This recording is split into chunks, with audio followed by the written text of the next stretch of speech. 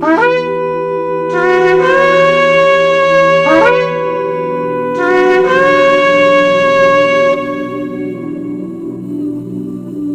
12 ቁጥር 31 ሁለት ነገሮች ከሁሉ የሚበልጥ የጸጋ ስጦታና ከሁሉ የሚበልጥ መንገዱን ያላወቀ ሰው የጸጋ ስጦታው ከጥቅሙ ይልቅ ምን ለምናየው በዚህ ዘመን ለምናየው ትርምስ ምክንያት ይሆናል፣ ለኮንፊዥን ምክንያት ይሆናል።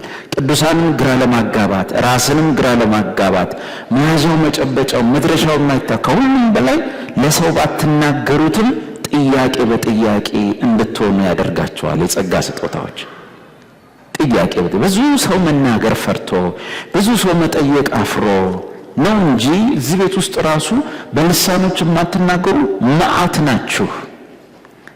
መዓት ሆናችሁ ሳላችሁ የምትጠይቁት ጥያቄ እኔ ግን ለምንድን ማልናገር ፈልጋለሁ እኮ ምናምን።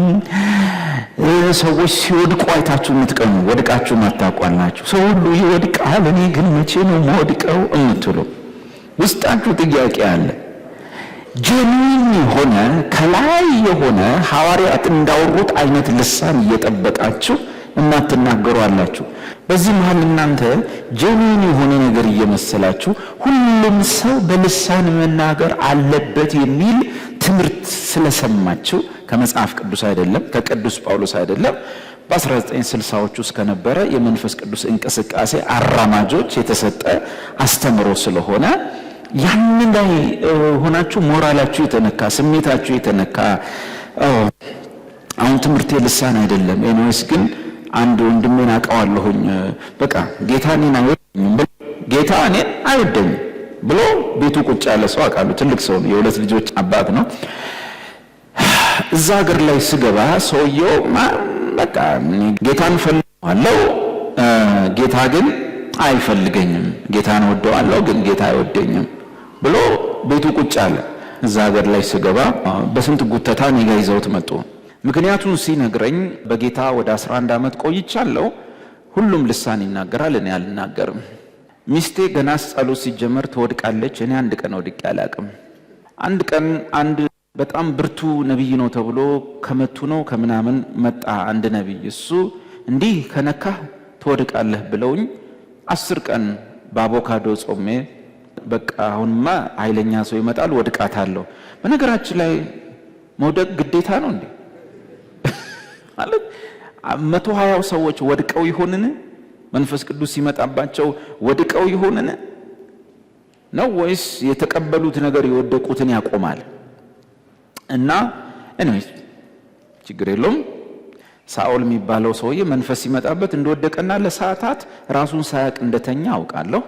እናንተ ሳኦል ናችሁ ልል አይደለም፣ ገና ሳንጸልይ ዱብ በምትሉ ልጆች ሳኦል ናችሁ እያልኩ አይደለም። ግን መጽሐፍ ቅዱስ ውስጥ የእግዚአብሔር መንፈስ ሲመጣበት ወድቆ ለግማሽ ቀን የተኛው እሱ ነው።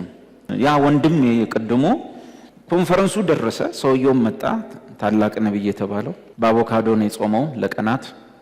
በቃ ዛሬ ወድቃለሁ ብሎ ሄደ። ቢገፋው አይወድቅም። ከዚህ የጀመረ ሲገፋው እዛ ይደርሳል። ሰውየው አይወድቅም። አሁንም ወደዛ እዛ ጋር ግድግዳ ነክቶ ይቆማል፣ አይወድቅም። በቃ ተሰማኝ። ሚስቴን ሰዓት ትገለባበጣለች አለ ወድቃ። ጌታ እሷን ይወዳል፣ እኔን አይወደኝም። የእግዚአብሔርን ፍቅር እኔን የወደደበትን ፍቅር የገለጠበት ቦታ ቸርች ነው፣ መስቀል ነው። ከዚህ በኋላ እግዚአብሔር እኔን ለመውደዱ ምንም አይነት ማስረጃ አይሰጠኝም። ለእኔ ያለውን ፍቅር የሚገልጥበት ምንም አይነት ነገር ከዚህ በኋላ አይሰጠኝም። እግዚአብሔር ለእኔ ያለውን ፍቅር የገለጠው የጸጋ ስጦታ ሰጥቶኝ አይደለም፣ አገልግሎት ሰጥቶኝ አይደለም፣ መኪና ሰጥቶኝ አይደለም፣ ቤት ትዳር ምናምን ሀብት ሰጥቶኝ አይደለም። መጽሐፍ ቅዱስ የሚለው ሮሜ መጽሐፍ ላይ ገና ኃጢአተኞች ሆነን ሳለን ክርስቶስ ስለኛ ሞቷልና በዚህ እግዚአብሔር የራሱን ፍቅር ያስረዳል ይላል። እግዚአብሔር ለኔ ያለውን ፍቅር ያስረዳው ገና ኃጢአተኛ ሳለው ልጁ ምን ስለሆነ ነው? ስለሞተ። እግዚአብሔር ከዚህ በኋላ አንቺን ለማፍቀሩ ማስረጃ የሚሆን ሌላ መረጃ አይሰጣችሁ በጭራሽ። ማለት እንደሚያፈቅራችሁ በምን ይግለጥላችሁ? እግዚአብሔር እንደሚያፈቅራችሁ በምን ይግለጥላችሁ? የጸጋ ስጦታ፣ ታምራት፣ ድንቆች የሞተ ስታስነሱ እግዚአብሔር ለእናንተ ያለው ፍቅር ይገለጥ ወይስ ራሳችሁ ሙታን ሆናችሁ መነሳታችሁ ነው ጉዳዩ? ከተአምራት ሁሉ የሚበልጠው ተአምራት እኛ ከክርስቶስ ጋር አብረን ምን መሆናችን ነው? መነሳታችን ነው። መጽሐፍ እንደሚል ከሁሉ የሚበልጠውን የኃይሉን ብርታት ታውቁ ዘንድ እግዚአብሔር የመገለጥ መንፈስ እንዲሰጣችሁ ለምናለሁ። ይሄም ከሁሉ የሚበልጠው የኃይሉ ብርታት የተገለጠው እግዚአብሔር ክርስቶስን ከሙታን ሲያስነሳው። ከዛ ምዕራፍ 2 ቁጥር 7 ላይ ከሁሉ የሚበልጠውን የጸጋውን ባለጠግነት ያሳይ ዘንድ ከእርሱ ጋር አስነሳን፣ ከእርሱም ጋር በቀኙ አስቀመጠን። ከዚህ በላይ እግዚአብሔር ትወደኛለህ ግን ብላችሁ ለምትነፋረቁ ሰዎች ማስረጃ አይሰጥም። ግን እኔ እንዲህ የወደድኩ አንተ እኔ እፈልግሃለሁ አንተ አትፈልገኝም አይነት ሆነ ማለት ተገላበጠ። አስቀድሞ እሱ ወደደን ነው የሚለው ቃሉ። ልክ የሚመስለው እኛ ወደነው እሱ የጠላን፣ እኛ እየፈለግነው እሱ ያልፈለገን። ይሄ ሁሉ ዝብርቅርቅርቅ ነገር የሚመጣው ከዶክትሪን ካስተምሮ ከነ ቅዱስ ጳውሎስ ትምህርት ስንወጣ መውደቅ ስላልቻለ ቀረ። በቃ እኔ እግዚአብሔርን ፈልጋለሁ እሱ አይፈልገኝም። ሁለተኛ ይሄ የጸጋ ስጦታ ምንድነው ብለን ተሯሩጠን እንዳንሄድ ባለፈው ሳምንት ስዘጋ ነግሬያችኋለሁ። የጸጋ ስጦታዎች የምንከተላቸው አይደሉም፣ የሚከተሉን ናቸው። እኛ የምንከተለው ማንን? የእምነትን ጀማሪና ፈጻሚ የሆነውን ኢየሱስን ብቻ። አንድ ተመልከቱ፣ ሁለተኛ ትከተሉት ዘንድ ፍለጋውን ትቶላችሁ ሄደዋል። ስለዚህ እኛ የምንከተለው ፐርሰን ነው፣ የሥላሴን አንዱን አካል ነው፣ ወልድን ነው የምንከተለውም እምናየው። የጸጋ ስጦታ ማሳደድ ጤናማነት አይደለም፣ የተበላሸ ነገር እንዳለ ያሳያል። ሰጪውን ማሳደድ መከተል ትቶ ስጦታውን ማሳደድና መከተል የበሽተኛነት ምልክት ነው፣ የተዛባ ነገር ነው።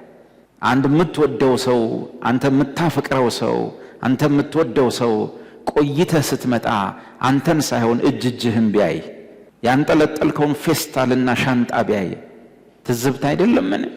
አንተ እየወደድከው፣ አንተ እየናፈቅከው፣ ናፍቆኛል ብሎ ወዶኛል ብሎ ካንተ ፍቅር ሊያገኝ ሲመጣ ያ ሰው እንደ ድመት ፌስታልህን ቢያይ፣ ደህና ነህ እያልክ እንዲያቅፈው እያለ እሱ ዘሎ ወደ ፌስታሉ ቢሄድ፣ ወደ አንተ ሳይሆን ወደ ያስከው ቢሮጥ፣ ይሄ የበሽታ ምልክት፣ የድመት መንፈስ ነው። ወጋውት። ኦኬ። እግዚአብሔር ከኔና ከናንተ ካዳነን በኋላ የሚፈልገው ነገር አለ። ከኔ ምን ይፈልጋል? የሚፈልገው ነገር አንድ ነገር ብቻ ነው። በብሉይም በአዲስም አንድ ነገር ነው ያወራው፣ እንድናፈቅረው ብቻ። እንደምንወደውና መውደዳችንን ደግሞ ስንገልጥለት መስማት የእግዚአብሔር ናፍቆቱ ነው፣ በኦሪትም በአዲስም። ያን ሁሉ የእስራኤል ሕዝብ እግዚአብሔር ከግብጽ ያወጣው ምስጋና ጎሎብኝ ምስጋና ይሙሉልኝ ብሎ አይደለም። መላእክት በዚያ አሉ። ይህን አጉረምራሚና አስቸጋሪ ሕዝብ ከግብጽ ያወጣበት ምክንያት ሕዝብ አንሶት ሰው ጎሎት አይደለም። ምክንያቱም ነግሯቸዋል። እናንተ ቁጥራችሁ ብዙ ስለሆነ አልመረጥኳችሁም። ብዙ ስለሆናችሁ አይደለም። እቺ የምታክል ሕዝብ ተመረጥ ካልተመረጥክ ምን ታመጣለህ ነው። ግን ምንድን ያለው? ጠራቸውና ስማ እስራኤል፣ ሸማይ እስራኤል፣ እግዚአብሔር አምላክ አንድ እግዚአብሔር ነው። እርሱንም በፍጹም ነፍስ፣ በፍጹም ልብ፣ በፍጹም ሐሳብ ምን በለው ወደደው። በቃ ኢየሱስ መጣና ሁሉም ትእዛዞች በዚህ ስር ታስረዋል። ትእዛዛት ሁሉ በዚህ ቃል ተሰቅለዋል። አለቀ። በአዲስ ኪዳን መጣ፣ እንደዛው ነው። ሞቶ ሲነሳ 3 የካደውን ጴጥሮስን የጠየቀው ይሄንኑ ጥያቄ ነው። የዮና ልጅ ስምዖን ሆይ ከዚህ በኋላ አትክደኝምን? ተቃውሙኛ። የዮና ልጅ ስምዖን ሆይ ከዚህ በኋላ አትክደኝምን? ከዚህ በኋላ በገረድ ፊት ታሳቀለኛለህን? አላለው። ያለው የዮና ልጅ ስምዖን ሆይ ትወደኛለህ? አዎ ጌታ ሆይ እወድሃለሁ። በቃ በቂ ነበረ። ኦኬ፣ ሌላ ደግሞ ጥያቄ ልጠይቅ፣ ታገለግለኛለህ ቢለው ጥሩ ነበር። አላለው።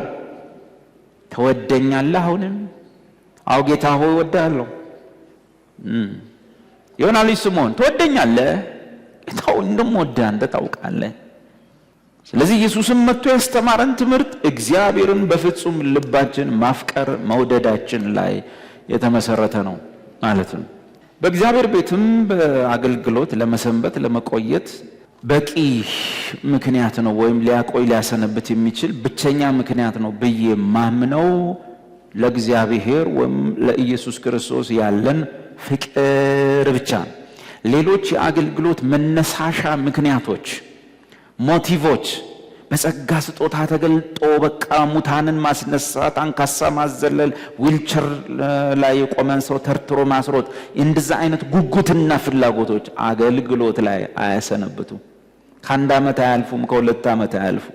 ለዚህ እድሜ ዘመንህን እስከ ሽበትና እስከ ሽምግልና ድረስ በእግዚአብሔር ቤት ውስጥ ክርስቶስን እያወራህ ለመቆየት ከፈለክ መስፈርቱ የአገልግሎት ሞቲቭ የአገልግሎት መነሻ ለእግዚአብሔርና ለልጁ ለኢየሱስ ክርስቶስ ያለ ፐርሰናል የግል ፍቅር ነው። ያ ባልተሟላበት መንገድ ጳውሎስ ያገለገለውን የእድሜ ዘመን አገልግሎት ባለመቀዝቀዝ ባለመብረድ መቀጠል አይቻልም። ስሜት እንደሆነ እንደ ሙቀቱ ከፍ ይላል ዝቅ ይላል፣ ይሞቃል ይበርዳል። የሆነ ሰሞን ሆይ ሆይ ነው፣ የሆነ ሰሞን የለም። በስሜት ላይ የተመሰረቱ አገልግሎቶች ጤናማ አይደሉም። ስራህ ራሱ ተሳክቶልህ እያለ ኢየሱስ ግን ልብህን ሲያይ ጥያቄ ሊጠይቅ እንደሚችል ማወቅ። ራእይ መጽሐፍ ላይ የኤፌሶን ቤተክርስቲያን አገልጋዮችን ምን አላቸው ጌታ ሰብስቦ ስራህን አውቃለሁ፣ በጣም ተሳክቶልሃል፣ ከፊት ይልቅ አሁን ስራው እንደሰፋና አገልግሎቱ እንደበዛልህ አውቃለሁ። ስራ ጥሩ ነው፣ ወንጌል ተሰራጭቷል፣ ወንጌል ተስፋፍቷል፣ ብዙ ህዝብም ድኗል፣ ስራ አለ። ነገር ግን እምነቅፍብህ አንድ ነገር አለኝ። ለእኔ ያለህ የቀደመ ፍቅር ቀዝቅዟል። እንዴት እንደወደክ ሳይሆን ከወዴት እንደወደክ አስብ። ከወዴት ስፍራ ነው። እንዴት እንደወደክ አወዳደቅ ነው። ከወዴት እንደወደክ ግን ስፍራ ነው። ምን አይነት ስፍራ? እግዚአብሔርን ባለማፍቀር አገልግሎት የሚፈጸምበት ስፍራ፣ ኢየሱስ ጋር ፐርሰናል የግል ፍቅር በሌለበት ሁኔታ፣ በፍቅሩ ባለመታመም የማገልገል ሁኔታ። በኢየሱስ ፍቅር በሽተኛ ካልሆንክ፣ በኢየሱስ ፍቅር ካልታመምክ አለማገልገሉ ይመረጣል። ቅዱሳንን ማቆሰል ነው የሚሆነው፣ ጉባኤን ማቆሰል ነው የሚሆነው። በኢየሱስ ፍቅር በሽተኛ ያልሆነ ሰው ኳይር ውስጥ ሲገባ የኳይር በሽታ ይሆናል። በኢየሱስ ፍቅር በሽተኛ ያልሆነ ሰው መጽሐፍ ቅዱሳዊ ቃል ስለሆነ ነው ማውራላችሁ። ውዴን ስታገኙት ንገሩልኝ፣ ውዴ በፍቅሩ መታመሜን ንገሩልኝ ስላለ ማለት ነው መጽሐፍ ቅዱስ። በኢየሱስ ፍቅር ያልታመመ ሰው መድረክ ከሰጠነው ለጉባኤ በሽታ ይሆናል። በኢየሱስ ፍቅር በሽተኛ ያልሆነ ሰው በቤተ ክርስቲያን ውስጥ ባለ አንድ አገልግሎት ውስጥ ብናስገባው ችግር ፈጣሪ ነው የሚሆነው። እና ራእይ መጽሐፍ ላይ ለእኔ ያለ የቀደመ ፍቅር ቀዝቅዟልና ከወዴት እንደወደክ አስብ። ስራ ኦኬ ነው፣ ማህበሩ ሰፍቷል፣ ጉባኤው አድጓል፣ ብዙ ሰዎች ወደ መዳን መጥተዋል፣ ሜጋ ቸርች ነው፣ ኦቨርፍሎ አለ፣ ወዘተ ወዘተ። ግን ከወዴት እንደወደክ አስብ። እግዚአብሔር ሆይ ሁሉ ቀርቶብን በኢየሱስ ፍቅር ልባችንን ደገፍ። በዚህ ምድር ላይ ያለ የትኛውም ነገር ፍቅር፣ የማንም ነገር ፍቅር፣ የማንም ሰው ፍቅር ከልጅ ከኢየሱስ ፍቅር የሚበልጥ እንዳይሆንብን ልባችንን ጠብቅ፣ እርዳን። አሜን። እና እሱን ነው የሚያመጣው። ቁጥር 31 ላይ ስለ ጸጋ ስጦታ ሊነግረን ነው ብለን ሰፍ ስንል ከሁሉ የሚበልጠውን የጸጋ ስጦታ ደግሞ ፈልጓልና በስማ ምንድነው ብለን ነግሬያለሁ። የጸጋ ስጦታዎችን አትከተሉ።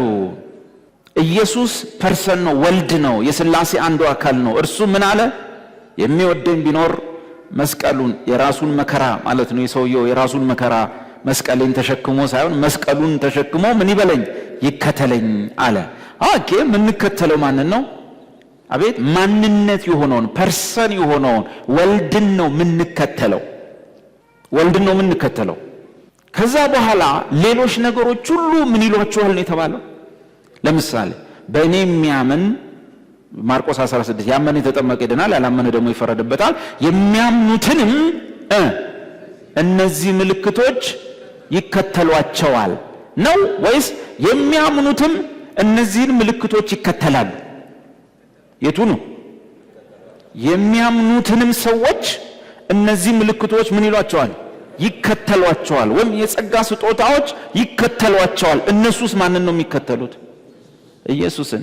በሽታ የሚሆነው የቀድሞ የድመቱ መንፈስ የሚሆነው አንተን ሳይሆን እጅህን ሰጪውን ሳይሆን ስጦታውን የሚያይና የሚያሳድድ መንፈስ አደገኛ መንፈስ ነው።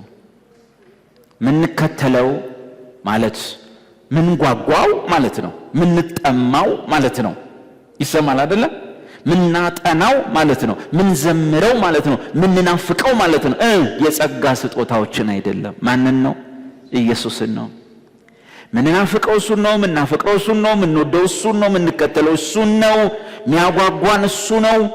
ተአምራት አያጓጓንም፣ ድንቆች አያጓጓንም፣ አገልግሎት አያጓጓንም፣ ወዘተ ወዘተ እነሱ አይደሉም። እነሱን ለማሳደድ ሰው አይደል።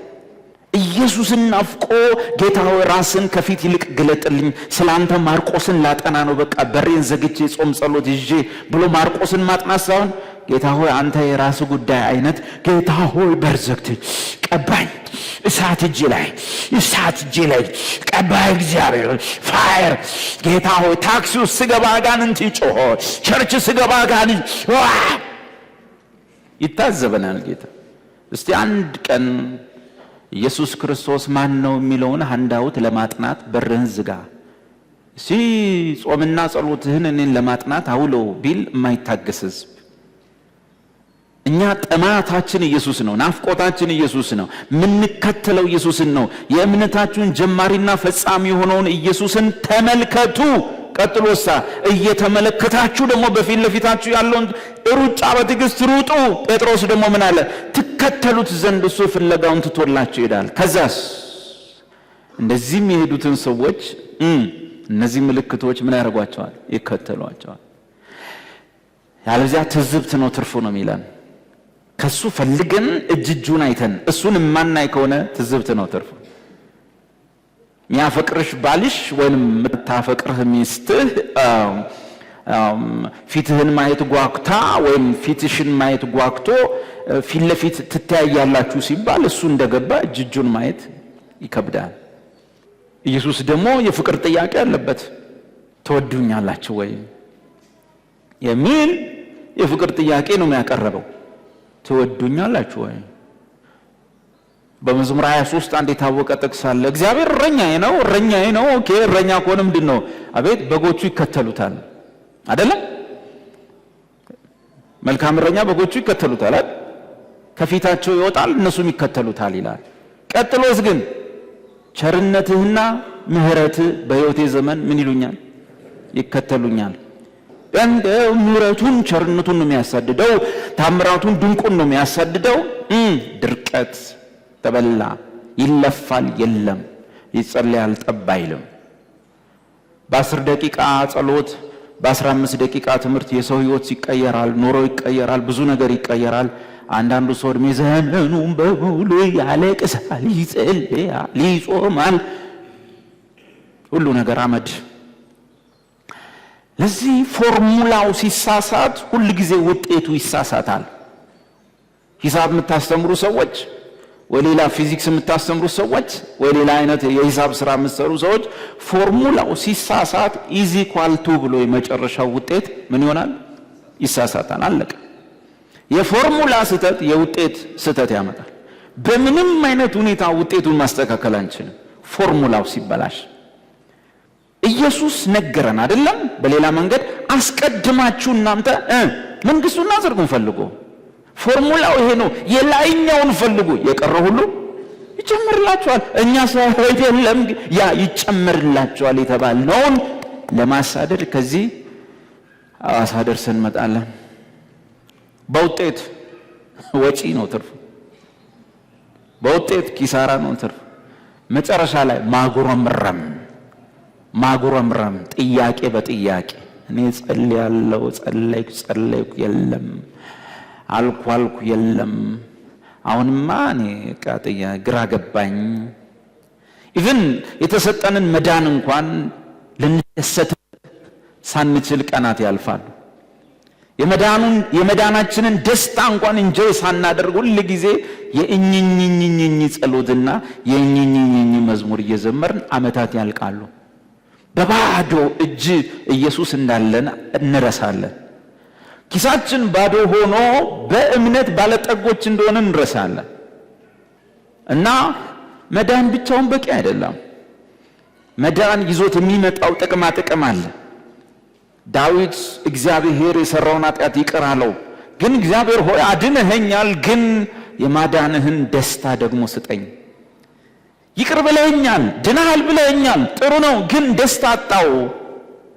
መዳን ደግሞ ውጤት አለው፣ እሱም ደስ መሰኘት ነው ባንተ እና እሱን ደስታ አጣሁት። እንጆይ ማድረግ አልቻልኩም እና ሁሌ ፊቴ ኮሶ እንደመሰለ እንዲህ እንደተጨማደርኩ ዘመኔ ሊያልቅ ነው። መቼ ነው ጌታው እንጆይ ማድረገው ባንተ? እሱ ነበር የዳዊት ጥያቄ። እና የሚቀድመውን የላይኛውን ፈልጉ። ቆላስይስ 3 ላይ እንደዚህ ይላል አይደለ? ሞታችኋል። መሞት ምን እንደሚያደርግ ታውቃለህ? መሞት እኔ በጥቂቱ እግዚአብሔር አስለምዶኛል። ጥሩ ነው። የሞተ ሰው ብትሾመው ይንቀባረራል፣ ብትሽረው ሞራሉ ይነካል፣ ብትሰድበው አንገቱን ያቀረቅራል፣ ብትቀባባው ብታሞግሰው ደረቱን ይነፋል። መሞት አሪፍ ነው። ሞታችኋል ይላል። መሞት አሪፍ ነገር። መሞታችሁን ማመን ያቃታችሁ ሰዎች ቶሎ እመኑ። ሞተናል። ስትሞት አይሞቅህ አይበርድ፣ ቢሾሙ ቢሽሩ። የሞተ ሰው አሮጌ ጫማ ሲያረግ እግሩን ወደ ኋላ ይደብቃል? ሰው ያየኛል ብሎ ይደብቃል? አይደብቅም። አዲስ ጫማ ሲያረግ እንዲያወዛውዛል? ሰው እንዳይለ አያወዛዝ። he don't care። ሞታችኋል ማለት እርፍ ለማለት እፎይ ለማለት መስማዬ ጥጥ ነው ለማለት ይጠቅማል መሞት። ግን ቀጥሎ ምንድነው የሚለው? ሞታችኋልና ሕይወታችሁ በክርስቶስ በእግዚአብሔር ዘንድ ተሰውሯል። ከዚያስ ሕይወታችሁ ባለበት በዚያ በላይ ያለውን እሹ፣ በላይ ያለውን ፈልጉ እንጂ በታች ያለውን አይደለም። ዴቭ ጳውሎስ ምን ነካው? በላይ ያለውን አሳዱ፣ በላይ ያለውን እሹ፣ በላይ ያለውን ብቻ ፈልጉ፣ በታች ያለውን አይደለም ካለ እንዴታችሁን ባጣስ? አይ ፎርሙላው ይሄ ነው። መጽሐፉ ምን ይላል? የላይኛውን ፈልግ የታችኛው ይጨመርልሃል። መጽሐፍ ቅዱስ ፎርሙላው ይሄ ነው። ቤተ ክርስቲያን በዋነኛነት የምንመጣበት ምክንያት የምድር ሕይወታችሁ ቀና እንዲሆን እንዲስተካከል የምትፈልጉ ከሆነ ቤተ ክርስቲያን በዋነኛነት የምትመጡበት ምክንያት የላይኛውን ለማወቅ፣ የላይኛውን ለመስማት፣ በላይኛው እንጆይ ለማድረግ። ፕሮግራም ስንዘጋ ለታችኛውን ጸልያለን። እግዚአብሔር ዝም ብሎ አይደለም ይሄን ፎርሙላ ያስቀመጠ። ገና ሲጀምር መጽሐፍ ቅዱሱ ምን ይላል? በመጀመሪያ እግዚአብሔር ምድርና ሰማይን ፈጠረ። ጎበዞች፣ አንዳንዱ አዎ ብሎ ይሰማል። ኦኬ፣ በደም ስሙ።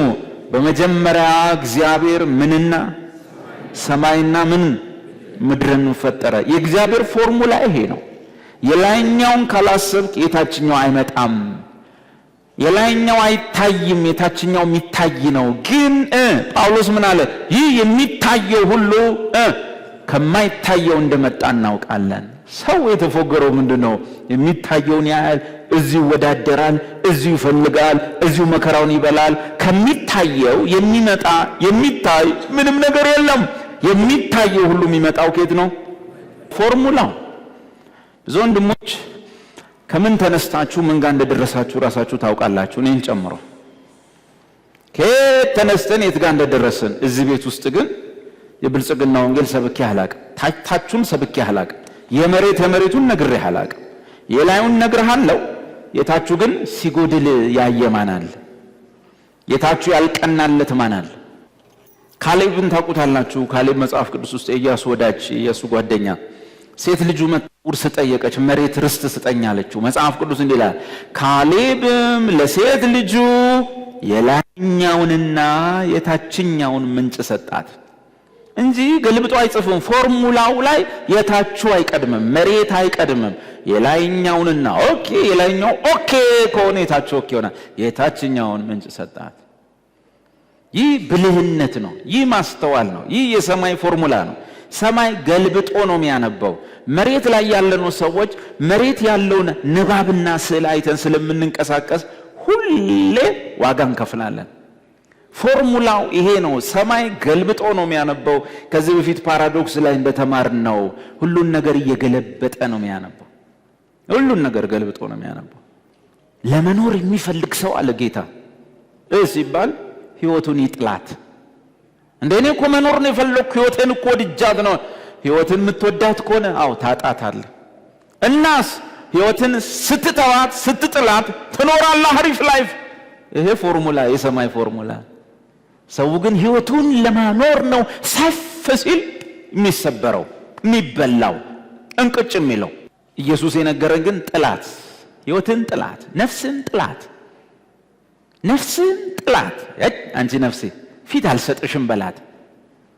ምንም አታስጨንቅኝ፣ የራስሽ ጉዳይ። ስትኖሪ ትኖሪያለሽ፣ ካልኖርሽ የራስሽ ጉዳይ በላት እንጂ ነፍሴ ስትል ማታ ይመጣልሃል ገዳዩ። ኢየሱስን ያስተማረ ሰውየው እህል ዘራ፣ በጎተራ ከተተ፣ ጎተራው ሞላ፣ ወንበሩ ላይ ቁጭ አለና ተናገረ። አሁን እህሌ፣ ሰብሌ፣ ምርቴ፣ ምኔ ሞልቷል፣ ጎተራዬ ሞልቷል። ሰውየው የሚያወራው ሁሉም ነገር ላይ ያለ ነው። ጎተራዬ፣ እህሌ፣ ምኔ፣ በቃ ሰልፊሽ ነው። ቀጥሎ ግን ምን አለ?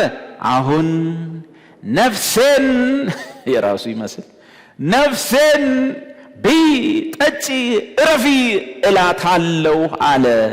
ነገር ግን በምሽት አንተ ሰነፍ፣ እሱ ታታሪ ነኝ፣ ጎበዝ ነኝ፣ ጎተራይ ሞልቷል፣ ጢም ብሏል፣ ልፋቴ ነው፣ መራግብሬ ነው፣ እቅዴ ነው፣ በምን ፕሮሰስ ተጠቅሜ ነው፣ በእውቀቴን ጭንቅላቴን ጨምቄ ነው ሀብቴን ያከማቸውት ብሎ የንግድ ባንኩን ቡክ አይቶ አሁን መብላት መጠጣት ነው ሲል አንተ ሰነፍ፣ ዛሬ ማታ ነፍስን ካንተ የሚሸዋት ይመጣል። ሰውየው በማግስቱ ጡት ቀበሩ ተብሎ ሰው። ስለዚህ ምንድን ነው የሚለው? ነፍስን ጥላት፣ ነፍስን ጥላት፣ ፊት አትስጣት፣ አታንቀባራት። ስትኖሪ ትኖሪያለሽ፣ አልብዛ የራስሽ ጉዳይ። እኔ ወዳጄ፣ እኔ ፍቅረኛዬ፣ እኔ በውስጥ ጥልቀት የምወደው ኢየሱስን እንጂ አንቺን አይደለም። አንቺ ከኢየሱስ አትበልጭም። ስትኖሪ ትኖሪያለሽ፣ ከሌለሽ የራስሽ ጉዳይ፣ ስራሽ ያውጣሽ። ነፍሱን የሚጠላት ያገኛታል፣ ነፍሱን የሚወዳት ግን ያጣታል። የሰማይ ፎርሙላ ነው። ሰፋት ትበል ትበላለህ። እንደ ሞተ ሰው ስትኖር ይቀናልሃል፣ ወዘተ ወዘተ። ሰማይ ገልብጦ ነው የሚያነበው። ብዙ ነገሮች ስላየን ማለት ነው። ልክ በዚህ ምድር ላይ ከፍ ለማለት ከፈለክ የከፍታን መንገድ እየፈለክ ነው የምትሄደው። ስለዚህ ክርስቲያን ሆነ ከፍ ለማለት ስትፈልግ የከፍታ መንገድ የሚል መጽሐፍ የምታነቡ ተበላቸው። ሰማይ ገልብጦ ነው የሚያነበው። ከፍ ማለት ትፈልጋለህ? አዎ፣ ዝቅ ዝቅ በል። ገልብጦ ነው የሚያነበው። መዋረድ ፈለክ? መዋረድ ፈለክ? አዎ፣ ከፍ ከፍ በል። ከፍ ከፍ በል፣ ትዋረዳታለህ። ራሱን ከፍ የሚያደርግ ሰው ይዋረዳል። ራሱን ደግሞ ዝቅ የሚያደርግ ሰው እግዚአብሔር ከፍ ያደርገዋል። ገልብጦ ነው ሰማይ የሚያነበው። የከፍታ መንገድ፣ የከፍታ ዘዴዎች፣ ወደ ከፍታ የመውጣት 7 ነጥቦች አይሰራም በክርስትና። ገልብጦ ነው የሚያነበው። ለዚህ ነው ብዙ ሰዎች በዚህ ዓለም ላይ ያለውን ፎርሙላ ተከትለው ሄዱ። የሆነ ሰዓት ላይ ሲደርሱ መውጫው ጠበባቸው። በየት በኩል ነው የሚወጣው አሉ። መውጣት አይቻልም፣ ኪሳራውን መቀበል ብቻ ነው። መንገዱ የእግዚአብሔር መንገድ። ወደዚህም ስንመጣ እንደዚሁ ነው። የሚበልጠውን የጸጋ ስጦታ በብርቱ ፈልጓልና ስጦታውን የሚጓጉ ሰጪውን ሳይሆን ስጦታውን የሚያፈቅሩ ሰዎች ምንድን ነው ብለው ሰፍ ሊሉ ሲሉ መሀል ላይ ሰበር ገባ። ምን? ከሁሉ የሚበልጠውን መንገድ አሳያቸዋል። ያለዚህ መንገድ እግዚአብሔርን በጸጋ ስጦታ ማገልገል ዝብርቅርቅ ነው የሚያመጣው። ኬዎስ ነው በቤተ ክርስቲያን የሚሆነው። እርስ በርስ መጎዳዳት ነው የሚሆነው። ለእግዚአብሔርና ለቅዱሳን የሚኖረን ምን ፍቅር። ለዚህ ሁለት ነገር አለ። ከሁሉ የሚበልጥ የጸጋ ስጦታ፣ ሌላኛው ከሁሉ የሚበልጠው መንገድ ምንድነው? ያ መንገድ ፍቅር ነው። ምዕራፍ 13 ላይ ያለው ፍቅር ነው። እንዳትረሱ፣ ፍቅርን በአእምሯችሁ ያዙት። በጸጋ ስጦታ ምዕራፍ 14 ላይ ከመገለጥ በፊት ምዕራፍ 13 ላይ ከሁሉ የሚበልጠውን መንገድ ማለት ጌታችን ኢየሱስ በምድር በነበረበት ጊዜ ያገለገለበት የአገልግሎት ሞቲቭ፣ የአገልግሎት መነሻ ምክንያቱ፣ ለሰዎች ያለው ፍቅር ታውቃላችሁ። ፈሪሳውያኑ ጸሐፍቱ በየቤተ ምኩራቡ ሆነው ቅዳሴያቸውን ሲቀድሱ ከህዝቡ የሚቀበሉትን እየተቀበሉ ሁሉን ነገር ሲያደርጉ የሃይማኖት ስርዓቱ ሲፈጸም፣ ነገር ግን ኢየሱስ ብቻ ህዝቡን አያቸው። እረኛ እንደሌላቸው በጎች ሆኖ አያቸው። ቄሱ የሉም አሉ፣ ሊቀ ካህናቱ እዛው አለ፣ ምኩራቦች አሉ፣ ቤተ መቅደሱ አለ፣ የሃይማኖት አባቶች አሉ። ለናዝሬቱ ኢየሱስ ግን ህዝቡ ምስኪን ነው። አያቸውና እረኛ እንደሌላቸው በጎች ተበትነው አየ፣ አዘነላቸው። ወደ ሐዋርያት ዞረና ህዝቡ የሚበላው አንዳች ነገር አላችሁ ነው ወይስ ከህዝቡ ለቀም አድርጓል? ከህዝቡ እንዴት እንደሚበላን ያሰበው ህዝቡን እንዴት እንደሚያበላ መልሱ። አትፍሩ። እዚህ ጋር ያሉት ደቀ መዛሙርት እነማን ናቸው? ቤት ንብረታቸውን ጥለው የመጡ ናቸው። ምን አላቸው በኪሳቸው? እነ ጴጥሮስ ምንም የላቸውም። 5000 ሰው መመገብ አይደለም፣ አንድ ሰው መመገብ አይችሉም። ነገር ግን ያን ሁሉ ህዝብ ባየና ኢየሱስ አዘነላቸው። እነ ጴጥሮስን ጠየቃቸው፣ ህዝቡ የሚበላው አንዳች ነገር የላችሁም? የኢየሱስ ጭንቀቱ ህዝቡ ግር ብሎ ሲመጣ እንዴት እንደሚበላ፣ እንዴት ገንዘብ እንደሚቀበል፣ እንዴት ስጦታ እንደሚለቅም አይደለም። ኢየሱስን ያሳሰበው ምንድነው? ህዝቡ ምን ይበላል፣ ምን እሰጣቸዋለሁ፣ ምን አቀርብላቸዋለሁ ሚል ያ መንፈስ የፍቅር መንገድ ነው። ያ የፍቅር መንገድ ነው እንጂ ህዝብ ሲበዛ አይተ ሂሳብ መስራት ነግራቸዋለሁ። ኮንፈረንስ ሲኒማ ኢትዮጵያ ለማዘጋጀት ስብሰባ እያደረግን እያለ ቁጭ ብለን እያለ እኔ ስለ ኮንፈረንስ ነው ማሰብ፣ ጅማ ላይ ወጣቶች ላይ ስለ መስራት ነው ማስበው ዘተ። ከዛ አንዱ ህብረት ሰብሳቢ ሲኒማ ቤት ስንት ብር ነው የሚከፈለው? በቀን ይሄንን ያህል። ኦኬ አርብ ብንጀምር፣ ቅዳሜ እሁድ ብንጀምር ይሄን ያህል ነው የምንከፍለው። አሁን አርብ ዕለት ይሄን ያህል ሺህ ብር ብንሰራ አልኩ በውስጥ። ቅዳሜ ደግሞ እንዲህ ብንሰራ ይላል። እሁድ ደግሞ ይሄን ያህል ብንሰራ ክፍያው ይሄን ያህል ትርፍ አገኘን ማለት ነው። እግዚአብሔር ሆይ አልኩ እንደው በቃ ምንም እንዲህ ነገር አይወጣልኝም። ህብረት የሚባል ነገር ሊወጣልኝ አልቻለም። ሹልክ ብዬ ወጣሁ። አንድ ጠረጴዛ ገዝቼ ሰጥቻቸው ነበረ። በስልክ ነገርኳቸው፣ ጠረጴዛዬን አምጡ። ማለት ጌታ ኢየሱስ እኮ ከሙታን ተነስቷል። እያየ እኮ ነው፣ ሞቶ የቀረ ነው እንደሚመስለን። ስለዚህ የኮንፈረንሱ ዓላማ ለቅዱሳን ያለ ፍቅር፣ እውነትን ይስሙ፣ ሰዎች ወንጌልን በደንብ ይረዱ የሚል አይደለም። በቀን 3000 ለቤት ኪራይ ብንከፍል 20000 ብንሰራ 17000 ትርፋለን እያልክ እየሰራ ለእግዚአብሔር ፍቅር ነው? ለቅዱሳን ፍቅር ነው ወይስ ምንድነው? እንደዛ ሐሜት ይሆናል። ከዚህ በላይ ያው አምቻለሁ። ግን በጸጋ ስጦታ መጀመሪያ ላይ ለቅዱሳን ያለ ፍቅር ካልቀደመ ጸጋ ስጦታና አገልግሎት ኑሮ መቀየሪያ፣ ኑሮ መደጎሚያ፣ ህይወት መቀየሪያ አይደለም። ድህነትንማ በቀለዋለሁ ያለ ሰው አውቃለሁ። አገልግሎት ድህነት መበቀያ አይደለም። ክርስትና አገሩ ሰላም ሆኖ መንግስትና ህግ ስላሉ እንጂ ወደ ክርስትና ስትገባ ንብረትን ልታጣ ሁሉ እንደምትችል እያሰብክ ነው። ያከማቸውን ሁሉ ልታጣ እንደምትችል እያሰብ የምትገባበት ሃይማኖት ነበረ ድሮ። ይሰማል አይደል? ድሮ የምታርሰውን መሬት ላያሳርሱ ሁሉ ይችላሉ። ድሮ የሰራውን ቤት መተው ባናት ላይ ሊለኩሱብ ይችሉ ነበር። ድሮ ክርስትና ያለህንም ሁሉ ልትጥልበት የምትችል እንጂ በባዶ ኪስ መተ ውሃ እየረጨህን በመኪና ለማለፍ የተጠራህበት ሃይማኖት አይደለም። ተጣሟል፣ ተዛብቷል። አገር ሰላም ስለሆነ ህግ ስላለ እንጂ ሰይጣን ተኝቶ አይደለም። እንዳትረሱ።